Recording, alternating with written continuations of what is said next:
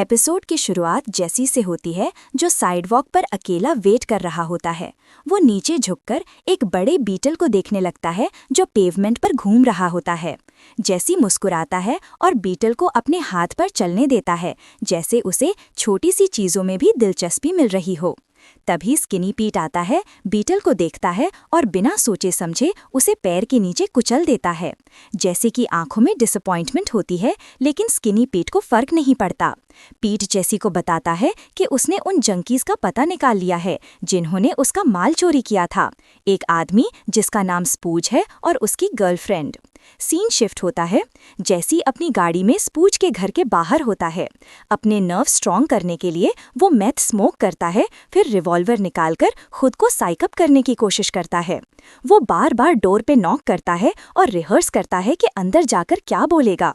इतने में एक मेल कैरियर आ जाता है। जेसी जल्दी से गन छुपा लेता है और ऑकवर्ड स्मॉल टॉक करता है, लेकिन घर खाली होता है, इसलिए जेसी खिड़की तोड़कर अंदर घुस जाता है। अंदर का सीन गंदा और स्कैरी होता है।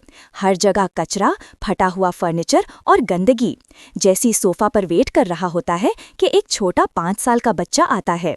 बच्चा चुपचाप टीवी लगाता है, जिसमें सिर्फ एक शॉपिंग चैनल चल रहा होता है। जेसी उसे देखकर समझता है कि ये निग्लेक्टेड है। जब बच्चा कहता है कि उसे भूख लगी है, जेसी को और भी बुरा लगता है। सीन शिफ्ट होता है।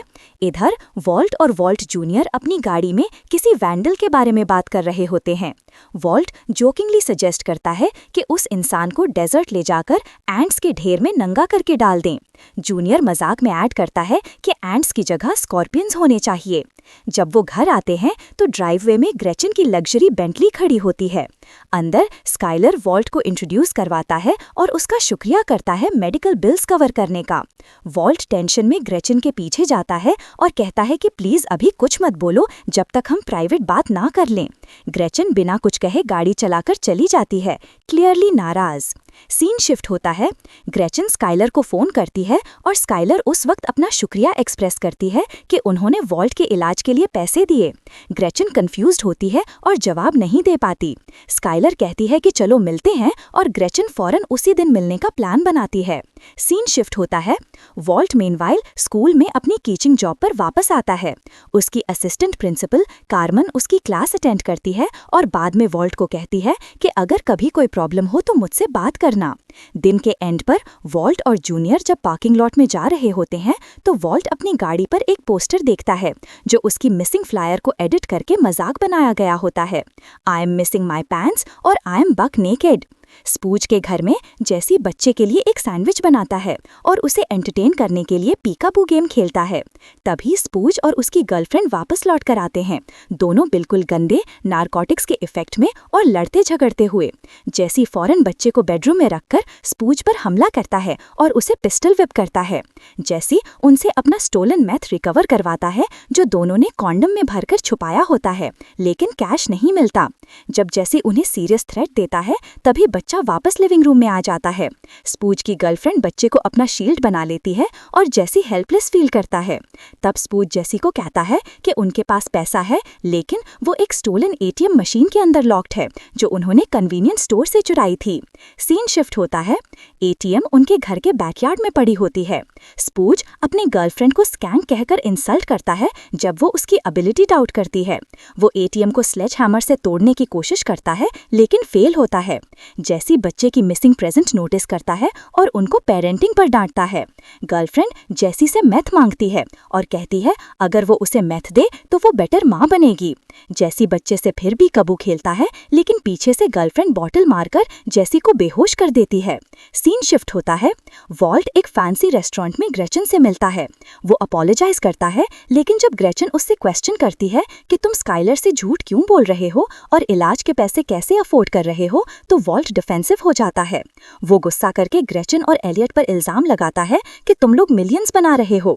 ग्रेचन उसे याद दिलाती है कि तुम ही थे जो बिना एक्सप्लेनेशन दिए कंपनी और मुझे छोड़कर चले गए थे।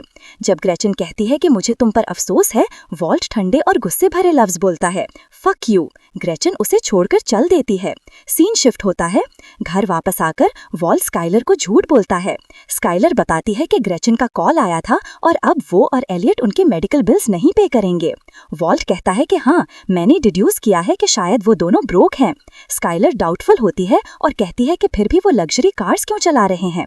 वॉल्ट कैजुअली कहता है कि ये सब शो ऑफ के लिए होता है। सीन शिफ्ट होता है। स्पूज के घर में जेसी होश में आता है। स्पूज उसके पॉकेट्स चेक कर रहा होता है और गर्लफ्रेंड जेसी की गन उस पर पॉइंट करती है।